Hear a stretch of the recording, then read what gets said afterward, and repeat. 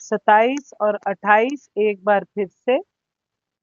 गीता जी, बाहर के विषय भोगों का चिंतन करता हुआ बाहर ही निकलकर और नेत्रों की दृष्टि को भ्रिकुटी के बीच में स्थित करके तथा नासिका में विचरने वाले प्राण और अपान वायु को सम करके जिसकी इंद्रियां, मन और बुद्धि जीती हुई हैं, ऐसा जो मोक्ष परायण मुनि इच्छा, भय और क्रोध से रहित हो गया है, वो सदा मुक्त है। सुन रहा है? मैं आगे बढ़ूं? हाँ बेटा। ठीक। यहाँ भगवान जी बोल रहे हैं कि हमारा जो संबंध है वो बाह्य विषयों के साथ हमेशा ज्यादा लगा रहता है, इसीलिए विषय सुख के चक्कर में हम फंसे रहते हैं और बुद्धि उसमें हमेशा रमन करती रहती है। मनुष्य मोहित और चिंताग्रस्त रहता है और उससे शांति चली जाती है।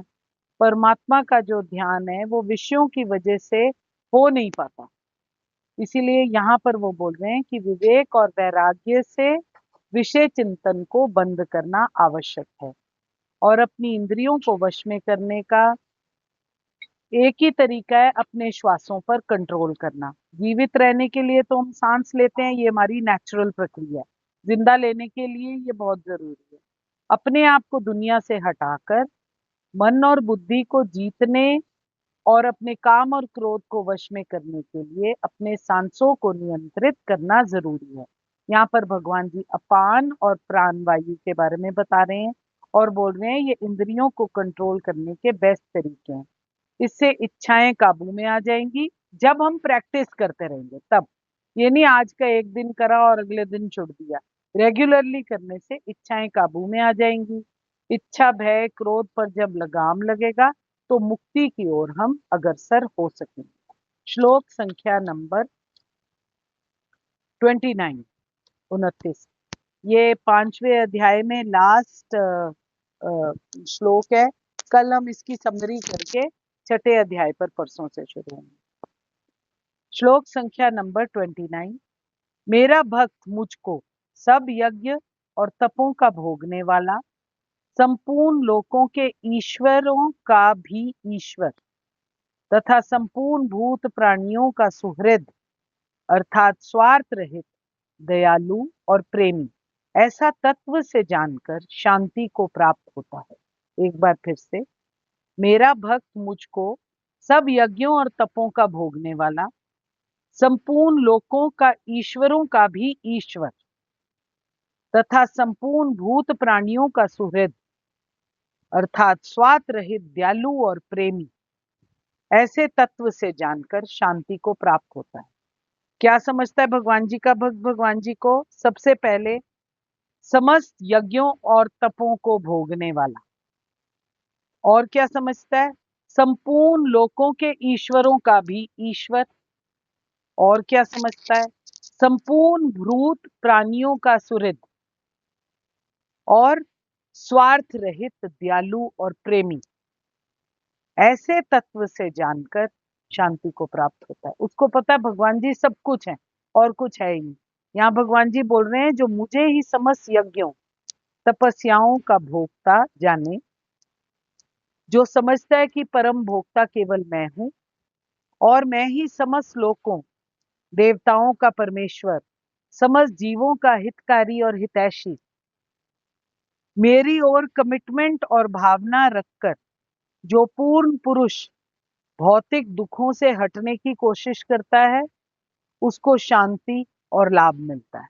भगवान जी बोल रहे हैं जो लोग माया से ग्रसित होकर परेशान रहते हैं, हर वक्त शांति की खोज में रहते हैं, उनको शांति कैसे मिल सकती है? क्योंकि वो तो सारा टाइम संसार में रम रहे होते हैं। परमात्मा कहते हैं जो परमात्मा सेवा में लगता है, क्योंकि वो ही सारी चीजों के भोक्ता हैं। कौन? ईश्वर। इसीलिए उससे उनका जो अपना क्या कहते हैं वो अ, तत्व से परमात्मा को जानकर शांति की ओर अग्रसर होते हैं।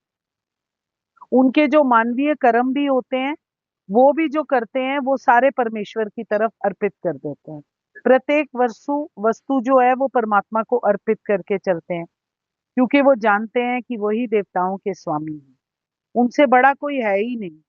और सारे लोगों की प्रभुता जताने, बात ये है अल्टीमेटली इट कम्स की जो हम लोग होते हैं, हम सबको स्वामित्व की भावना हो जाती है और हम सारे जने प्रभुता जताने की कोशिश करते हैं, एक दूसरे पर सोचते हैं हमें बेटर पता है। पर ये जो है हम पर माया का असर, रियलिटी जो है वो तो कुछ और है, वो तो परमात्मा है। हम लोग अपने आप को चाहे जेम्स बॉन्ड समझते रहें, पर बेसिकली अल्टीमेटली हम आंसरेबल खुद ही परमात्मा को है। भगवान ही तो माया के स्वामी है। और जो मनुष्य है वो प्रकृति के कठोर चुंगल के अंदर है। कैसी प्रकृति? जो नाम आप करने वाली प्रकृति होती है, जो स्ट्रिक्ट अनुशासन के अंतर्गत अपने सारे व्यक्तियों को रखती है। जैसे हम यूएस में जाते हैं, तो हम यूएस में जाते हैं तो वहां हम कूड़ा करकट तो कभी नहीं फेंकते क्योंकि हमको पता हमें सजा हो जाएगी। पर जब हम इंडिया में होते हैं तो हम सारे रूल्स को तोड़ देते हैं। ऐसे ही जो व्यक्ति संसार में आता है सारे रूल्स को तोड़ देता है। वो सोचता है बस मैं ही हूँ एक राजा यहाँ पर, और तो कोई है नहीं, पर राजा तो भगवान जी हैं। इस तथ्य को समझना अनिवार्य है। भगवान परमेश्वर हैं और देवता तथा पूरे ब्रह्मांड के स्वामी हैं। जब हम इस बात को एक्सेप्ट कर लेंगे तो हम शांति को प्राप्त कर सकते हैं। भगवान जी कह रहे हैं कि मेरे कहे पर चलने वाले को, परमात्मा की आज्ञा के अनुसार जीवन व्यतीत करने वाले को परमात्मा का भक्त कहा जाएगा।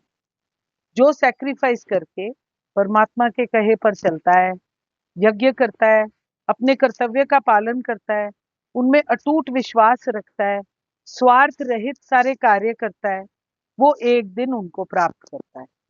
और मैं उसको प्राप्त करता हूं, भगवान जी ये भी बोलते हैं। कृष्ण भगवान है और उनको आप मन की शांति भी कह सकते हो इनडायरेक्टली, क्योंकि वो द्वैत और द्वंद से रहित हमको जीना सिखा देते हैं। अगर हम उनके रास्ते पर चलते हैं तो हम द्वैत और द्वंद से रहित जीवन चल सकते हैं। उनके रास्ते पर चलने से हमको सुकून मिलता है। जिस दिन हम परमात्मा को एक्सेप्ट कर लेंगे हमारी लाइफ चेंज हो जाएगी और हर समय हम शांति को प्राप्त कर सकेंगे।